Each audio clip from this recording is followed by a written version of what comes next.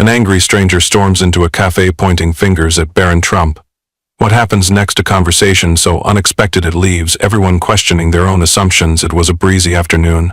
In the heart of Philadelphia, the aroma of freshly brewed coffee wafted out of the corner cafe. Inside, a mix of chatter, clinking cups created a warm, inviting atmosphere. Barron Trump sat at a small table near the window, his tall frame slightly hunched over a thick book.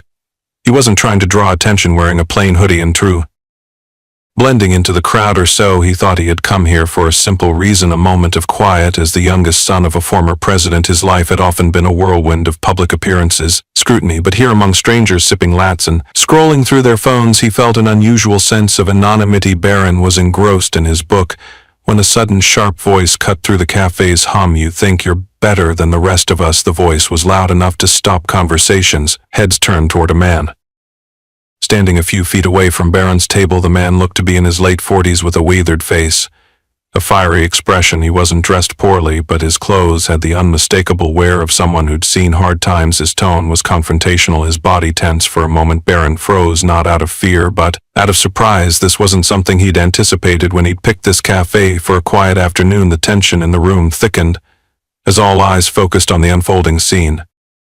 "You've got everything handed to you on a silver platter," the man continued, his voice trembling with anger.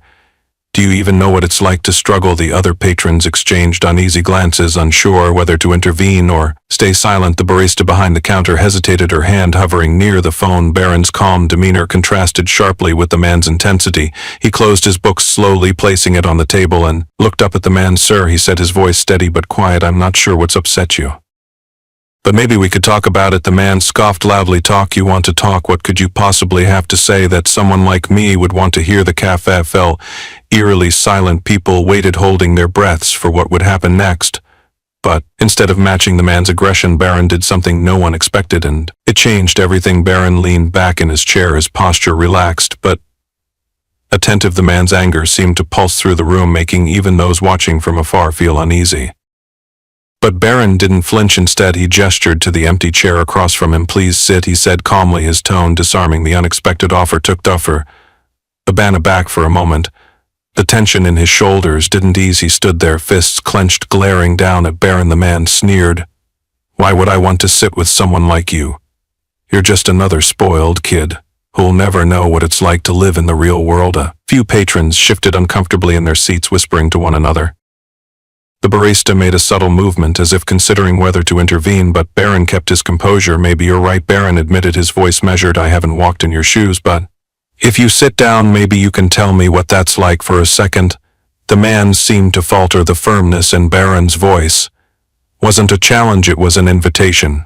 Yet instead of taking the seat, the man leaned in closer, his voice dropping but retaining its sharp edge. "You think I owe you my story? You think that'll make you feel better about yourself?" He snapped, his words dripping with sarcasm. Barron's gaze didn't waver. "I think everyone has a story that deserves to be heard," he said, his words hung in the air, cutting through the silence. The man hesitated, as if unsure whether to lash out again or accept the unexpected civility. Meanwhile, the other customers continued to watch, their curiosity now mingled with an odd sense of hope. They weren't sure where this was heading, but they couldn't look away. Finally, after what felt like an eternity, the man grabbed the back of the empty chair and dragged it noisily across the floor. He dropped into the seat, crossing his arms defensively. His jaw was tight, his eyes scanning Barron, as if searching for a crack in his calm demeanor. "Fine," he muttered. "You want to hear about the real world? I'll tell you." The tension in the cafe shifted, not entirely gone, but no longer suffocating. The barista lowered her hand from the phone. The patrons leaned in slightly, pretending not to eavesdrop, but hanging on every word. Barron nodded, leaning forward slightly. "I'm listening," he said simply.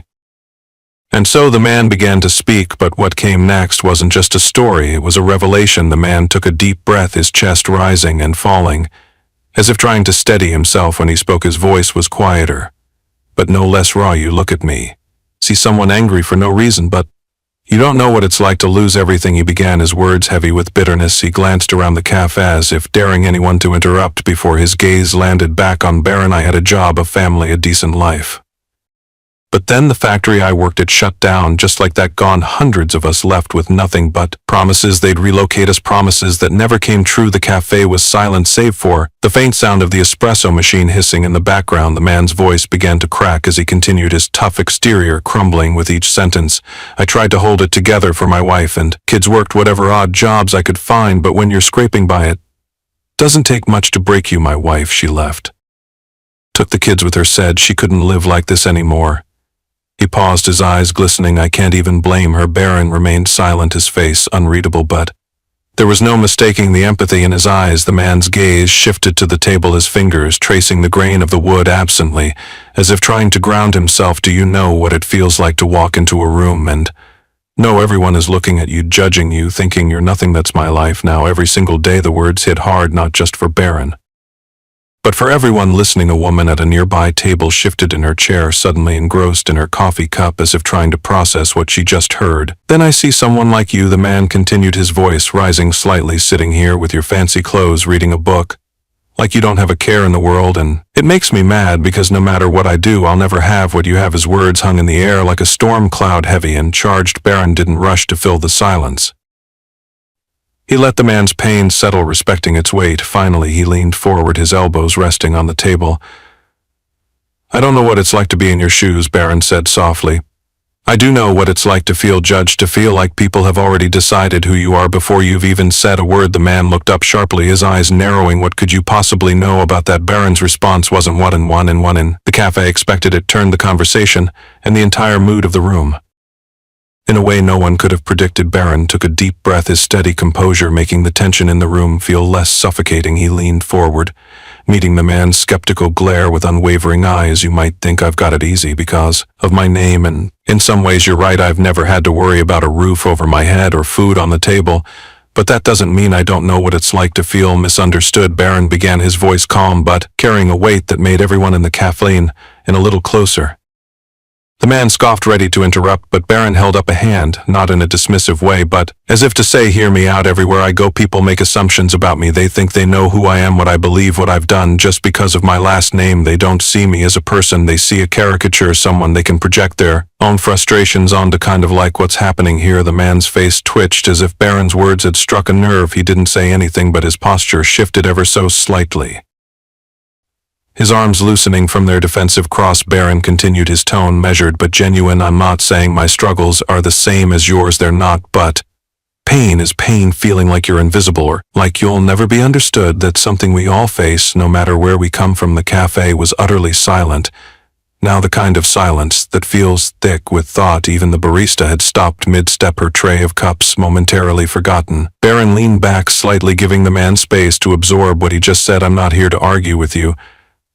I'm not even here to change your mind. I just want to understand, because I think we're all carrying things that no one else sees, and maybe we'd be a little kinder to each other if we did. The man's jaw tightened, and for a moment it seemed like he might lash out again, but instead he exhaled sharply, as if releasing something heavy he'd been holding on to for far too long. You really believe that? He asked, his voice quieter now, almost unsure. Barron nodded. The first do. And I think maybe deep down you do too, otherwise you wouldn't have told me your story. The man blinked, his tough exterior cracking just a little more. He rubbed the back of his neck, glancing around the cafe as if noticing for the first time how many people were watching. A flicker of self-consciousness crossed his face, but then he looked back at Barron. You're not what I expected, he admitted, his tone softer now. But the real surprise wasn't what Barron said next, it was what the man did in response. The man sat back in his chair, his body language shifting from guarded to contemplative. For a long moment he didn't say anything. The cafe was still, every patron caught in the quiet tension of the moment. Finally he spoke, his voice stripped of its earlier hostility. I came in here mad at the world, he said, shaking his head. Mad at people like you who I thought had it all handed to them.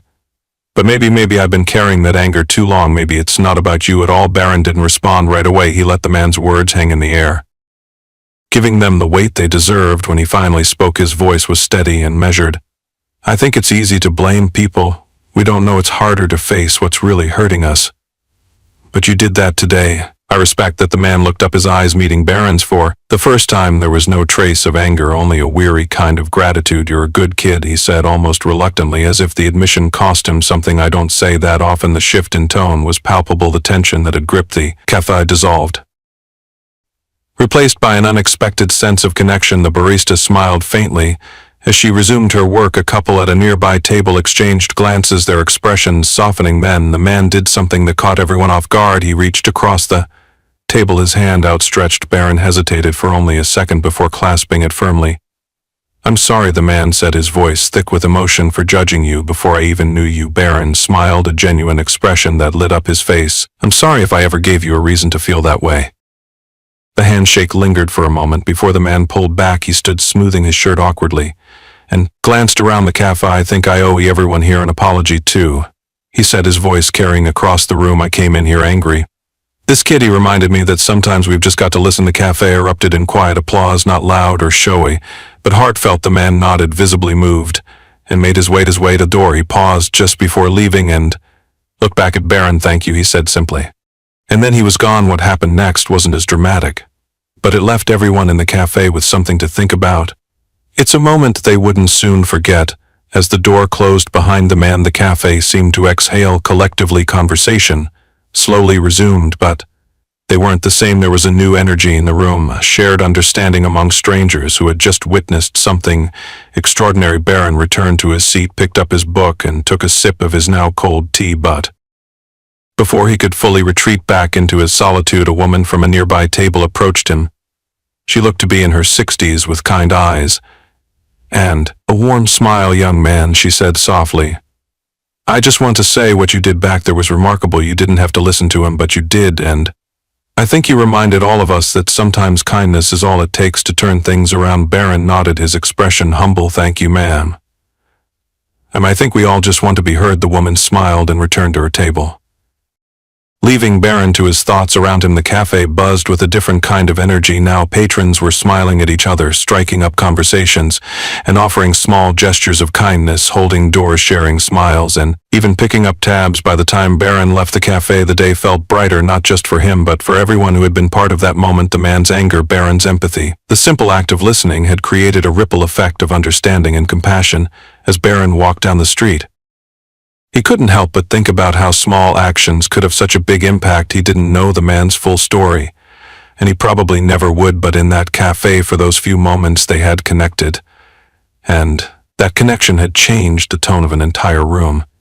Maybe that's all it takes sometimes, Barron thought to himself, just a little bit of empathy to remind us we're not so different after all. This story isn't just about Barron or the man he met that day. It's about all of us, the way we carry our struggles, the way we judge others, and the way we can choose to listen instead of react. If this story moved you, take a moment today to practice a little kindness. And if you'd like more stories like this one, don't forget to like, comment, and subscribe. Let's spread a little more understanding, one story at a time.